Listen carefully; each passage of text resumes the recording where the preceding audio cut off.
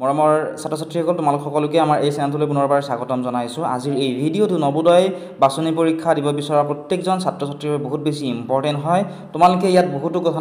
নজনা কথা জানিব পাৰিবা আৰু এইখিনিৰ পৰা তোমালোকৰ বহুত বেছি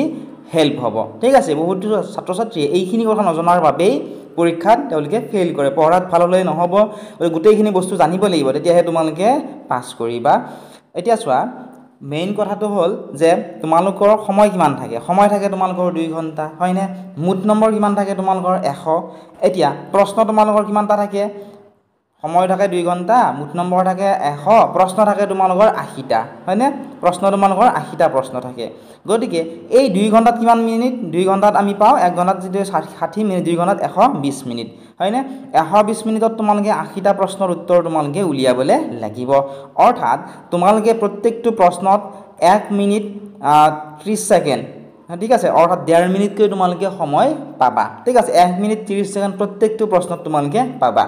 এতিয়া তোমালোকে এটা প্ৰশ্নৰ উত্তৰ উলিয়াওঁতে তোমালোকৰ 1 মিনিট 30 ছেকেণ্ডত উলিয়াটো তোমালোকৰ বাবে বিশেষকৈ সম্ভৱ নহয়। গতিকে বহুতো ছাত্ৰ-ছাত্ৰী পঢ়াত যদিও ভাল, তেওঁলোক বহুত শ্ল' হৈ থাকে। ঠিক আছে, বহুত লাহে লাহে উত্তৰবোৰ উলিয়ায়, ইয়াৰ ফলত কি হয়, তেওঁলোকে পাছ কৰিবলৈ নোৱাৰে। গতিকে এই যে মানসিক যোগ্যতাৰ প্ৰায় 40টামান প্ৰশ্ন থাকিব, এইকেইটা তোমালোকে 1 মিনিটত এটা প্ৰশ্নৰ উত্তৰ উলিয়াবলৈ চেষ্টা কৰিবা। কাৰণ বাকী যিখিনি সময় তোমালোকৰ ৰৈ যাব, সেই ৰৈ যোৱা সময়খিনি তোমালোকৰ এই যিখিনি গণিতৰ আছে এইখিনি, হয়নে? খণ্ড 2ত যিখিনি গণিতৰ পৰীক্ষা আছে, এই গণিতৰ পৰীক্ষাৰ যিখিনি প্ৰশ্ন আছে, এই প্ৰশ্নবোৰ যেনে এইটো প্ৰশ্নৰে চোৱাচোন, এইটো প্ৰশ্ন 2024 চনত আহিছিল, বা এনেকুৱা ধৰণৰ যিবোৰ প্ৰশ্ন আছে, তোমালোকৰ 1 মিনিট 30 ছেকেণ্ডত তোমালোকৰ সেই প্ৰশ্নকেইটাৰ উত্তৰ উলিওৱা তোমালোকৰ পক্ষে সম্ভৱ নহয়। তোমালোক মিনিমাম 2 মিনিট সময় তোমালোকক লাগিব, বা বহুতো ছাত্ৰ-ছাত্ৰীক 3 পৰা 4 মিনিট সময়ো লাগে। গতিকে টাইম মেনেজমেণ্ট তোমালোকে কৰিব লাগিব। গতিকে তোমালোকে ফাষ্ট হ'ব লাগিব। বহুত বেছি যদি লেজি হৈ থাকা, তেতিয়াহ'লে তোমালোকে কিন্তু পাছ নকৰিবা। মই আৰম্ভণিতে কৈছোঁ যে পঢ়াত ভাল হ'লে নহ'ব, তোমালোকে বস্তুবোৰ জানিব লাগিব। লগতে আন কিছু কথা ইয়াতে উল্লেখ কৰিছে, পৰীক্ষাৰ্থীৰ বাবে কিছু নিৰ্দেশনা দিয়া থাকে, সেইখিনি তোমালোকে পৰীক্ষাৰ আগত তোমালোক পঢ়িবলৈ অলপ সময় দিয়ে। ঠিক আছে, সেই সময়খিনিত এই নিৰ্দেশনাখিনি প্ৰত্যেকবাৰে যিহেতু চেঞ্জ হৈ থাকে নিৰ্দেশনাখিনি,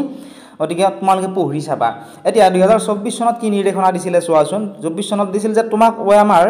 পত্ৰৰ সৈতে এখন 16 পৃষ্ঠাৰ পৰীক্ষাৰ পুস্তিকা দিয়া হৈছে, আৰু তোমালোকক কি দিব? এখন OMR দিব। সেই OMRত তোমালোকে এই প্ৰশ্নবোৰৰ উত্তৰ তোমালোকে কৰিব লাগিব। যেনেকৈ তোমালোকে গুণোৎসৱত যে OMR তোমালোকে আনচাৰবোৰ লিখিছিলা, ঠিক একেধৰণে দিব। ঠিক আছে, গতিকে আৰু তোমালোকক কি দিব? এখন পৰীক্ষা পুস্তিকা দিব। এতিয়া পৰীক্ষা পুস্তিকা কি হয়? এই যিখন কুৱেশ্যন পেপাৰ, ঠিক আছে, এই কুৱেশ্যন পেপাৰখন চোৱা, ইয়াতে উল্লেখ আছে, ইয়াতে চোৱা, পৰীক্ষা পুস্তিকা বুলি লিখা আছে। এইখন 16 পৃষ্ঠাৰ আছিলে যোৱা বছৰ। এই বছৰ এইটো পৃষ্ঠাৰ সংখ্যা চেঞ্জ হ'ব পাৰে, 15 পৃষ্ঠাৰো হ'ব পাৰে, অথবা 18 পৃষ্ঠাৰো হ'ব পাৰে। এই পৰীক্ষা পুস্তিকাত ক্ৰম অনুসৰি 1ৰ পৰা 80লৈ 80টা প্ৰশ্ন দিয়া হৈছে, হয়নে? তোমালোক মই আগতে দেখালোঁ 1ৰ পৰা 80লৈ এনেকুৱা ধৰণে 80টা প্ৰশ্ন তোমালোকক ইয়াতে দিব।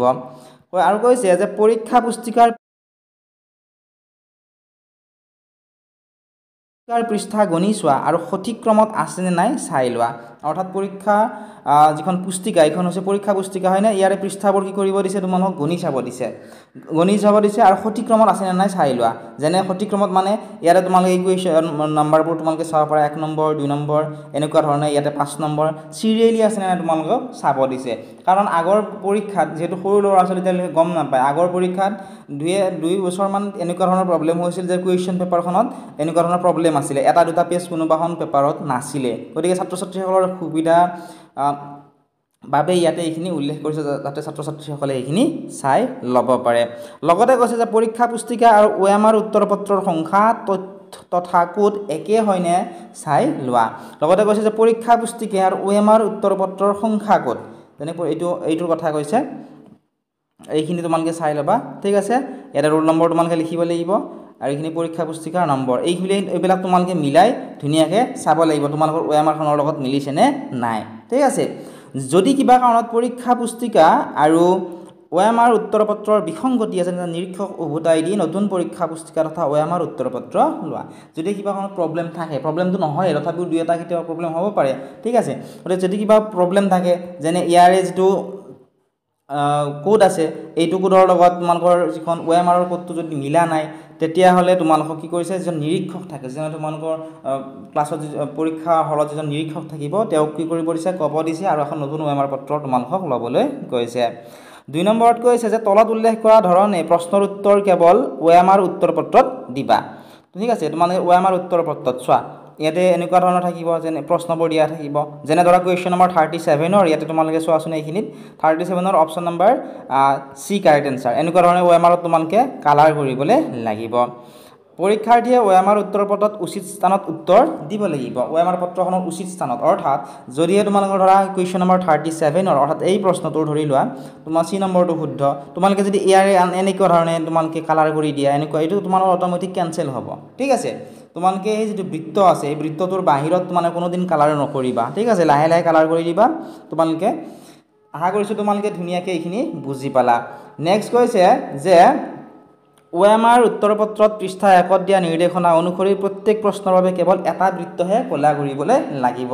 অৰ্থাৎ বহুতো ছাত্ৰ ছাত্ৰীৰ এইটো প্ৰবলেম হয় যে ধৰি লোৱা সেই ছাত্ৰ বা ছাত্ৰীজনে প্ৰথমতে ভাবিলে যে প্ৰশ্ন নম্বৰ 37 ৰ অপচন সি টো কাৰেক্ট হ'ব গতে তেওঁলোকে এনেকুৱা ধৰণে কালাৰ কৰি দিয়ে তাৰ পিছত সেই ছাত্ৰ বা ছাত্ৰীজনে অলপ চাওতে গম পালে যে এইটো কাৰেক্ট নহব এইটোহে কাৰেক্ট হ'ব গতে দুটাতে কাৰেক্ট কৰি এইটো এনেকৈ কাটি দিয়ে ঠিক আছে এনেকুৱা কৰিলে কিন্তু তোমালোকৰ অটোমেটিক এইটো কেনসেল হৈ যাব তোমালোকে আৰু এইটো নম্বৰ নপোৱা ঠিক আছে উত্তৰ কৰিলে তোমালোকে ধুনিয়াকৈ মনোযোগেৰে কৰিবা আৰু যেতিয়া তোমালোকৰ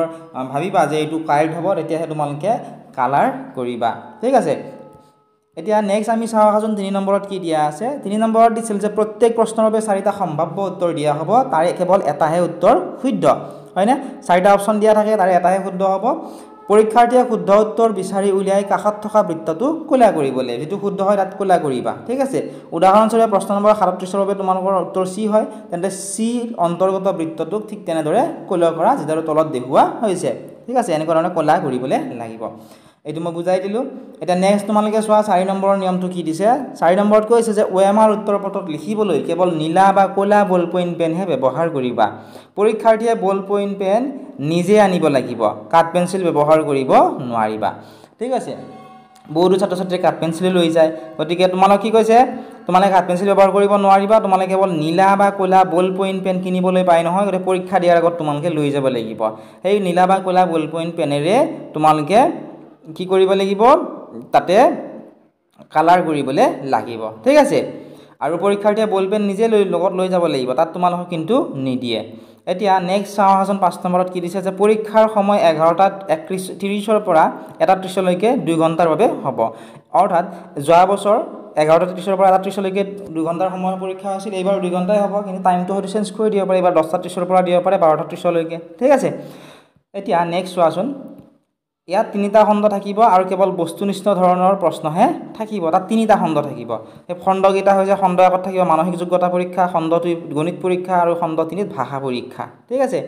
নেক্সট কৈছে যে দিব্যাংগ ছাত্ৰ ছাত্ৰীসকলৰ বাবে অতিৰিক্ত 40 মিনিট সময় দিব যিসকল দিব্যাংগ ছাত্ৰ ছাত্ৰী আছে তেওঁলোকে কিন্তু সাৰ্টিফিকেটখন লগত লৈ যাব লাগিব ঠিক আছে বা আগতীয়াকৈ জমা দিব লাগিব ৰুলবিলাক প্ৰত্যেকবাৰ চেঞ্জ হৈ থাকে আৰু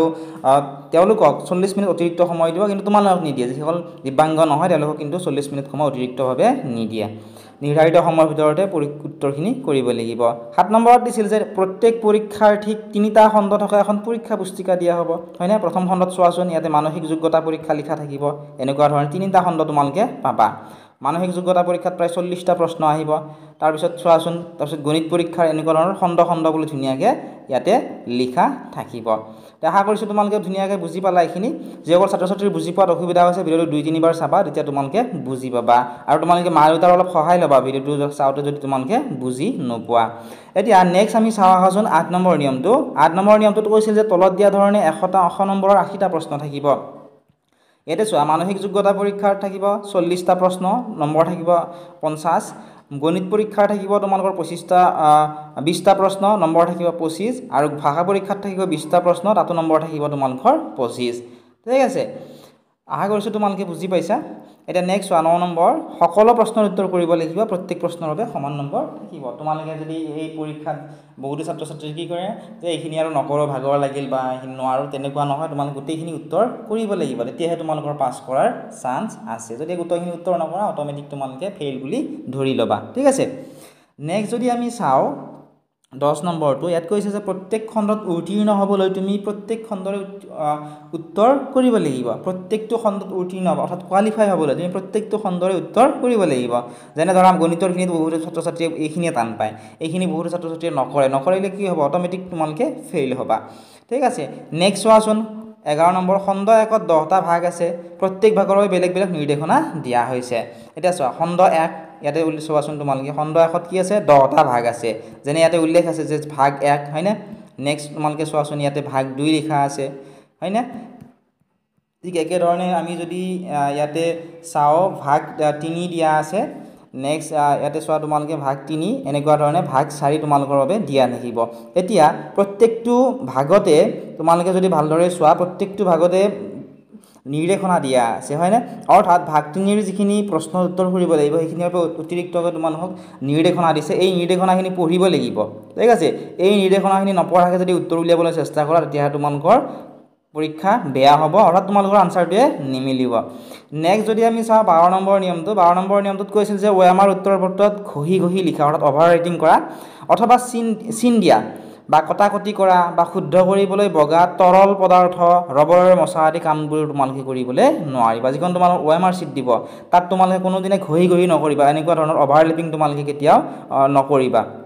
ঠিক আছে বা বহুতে কি কৰে উত্তৰ পত্ৰত চিন দিয়ে যে এইটো উত্তৰ কৰিলো মই উত্তৰ পত্ৰত তোমালোকে চিন নিদিবা পৰীক্ষা পুস্তিকা অৰ্থাৎ যিখন কুৱেশ্যন পেপাৰ আছে তাত তোমালোকে চিন দিবলৈ পাৰিবা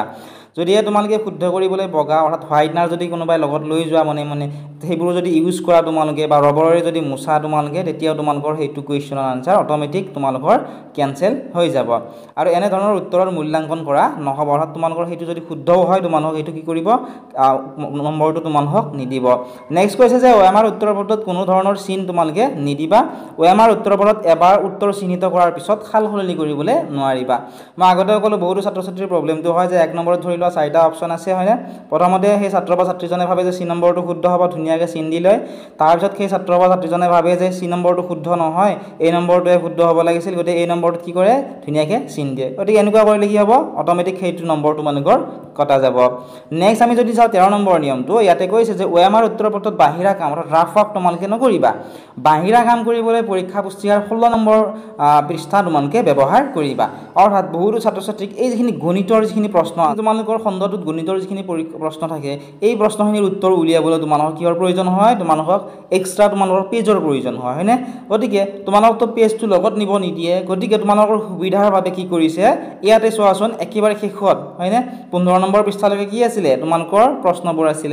16 নম্বৰ পৃষ্ঠাত চোৱাচোন ইয়াতে লিখা আছে যে বাহিৰা কামৰ বাবে ঠাই এনেকুৱা ধৰণে তোমালোকক ঠাই দিব এই ঠাইখিনিত তোমালোকে ধুনীয়াকৈ অংকবোৰ কৰিব লাগিব এতিয়া অংকখিনি কৰাৰো ইয়াতে ভাগ আছে তোমালোকে যদি এই অংকখিনি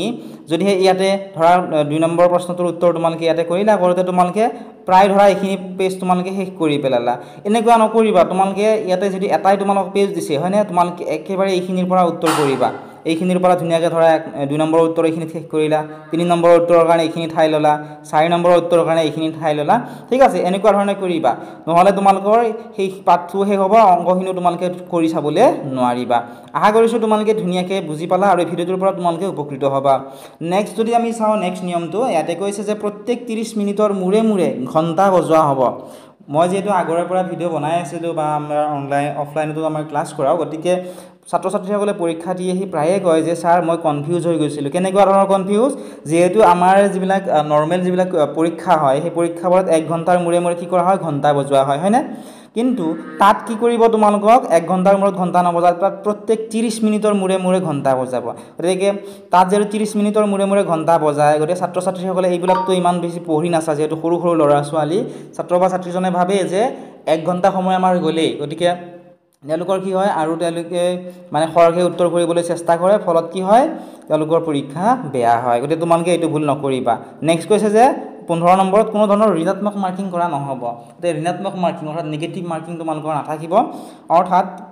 নিগেটিভ মাৰ্কিং কি হয় তোমালোকে চোৱাচোন ধৰি লোৱা তোমালোকে 50টা প্ৰশ্ন আছিলে হয়নে 50টা প্ৰশ্নৰ তোমালোকৰ 30টা প্ৰশ্ন তোমালোকৰ ভুল হ'ল ঠিক আছে তোমালোকে পালা ধৰা 20 নম্বৰ এতিয়া এই 30টা প্ৰশ্ন যেহেতু ভুল হ'ল ইয়াৰ পৰা তোমালোকৰ ধৰা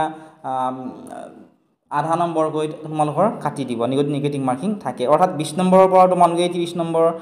পৰা আধা যদি কাটে অৰ্থাৎ 15 নম্বৰ কাটি দিয়ে তোমালোকে মাত্ৰ 5 পাবা গতিকে এই যিটো ঋণাত্মক মাৰ্কিং এইটো তোমালোকৰ তাত নাথাকিব গতিকে তোমালোকে চিন্তা কৰিব নালাগে কোনোবাটো প্ৰশ্নৰ উত্তৰ ধৰিলে তোমালোকে পৰা নাই ঠিক আছে সেইটো প্ৰশ্নৰ উত্তৰ যিটো তোমালোকে ভাবা যে এইটো শুদ্ধ হ'ব লাগে সেইটো তোমালোকে ধুনীয়াকৈ চিন দি আহিবা কাৰণ নিগেটিভ মাৰ্কিং যেহেতু নাই কোনো ধৰণৰ প্ৰব্লেম তোমালোকৰ নহয় ঠিক আশা কৰিছোঁ এই ভিডিঅ'টোৰ পৰা তোমালোকে অলপমান হ'লেও উপকৃত হ'লা যদিহে ভাবা যে আমি উপকৃত হৈছোঁ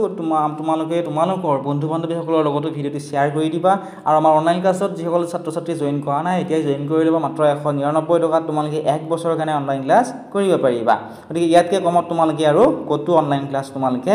নোপোৱা তাত তোমালোকে কুৱেশ্যন আনসাৰ নোটছ PDF সকলোবোৰ তাত তোমালোকে পাবা লগতে কিবা যদি তোমালোকৰ নোৱাৰা আছে কোনোবা টপিকৰ ওপৰত কোনোবা কুৱেশ্যন তোমালোকে বুজা নাই আমাৰ হোৱাটছআপ নাম্বাৰ আছে তোমালোকে আমাক হোৱাটছআপতো মেছেজ কৰি সুধিব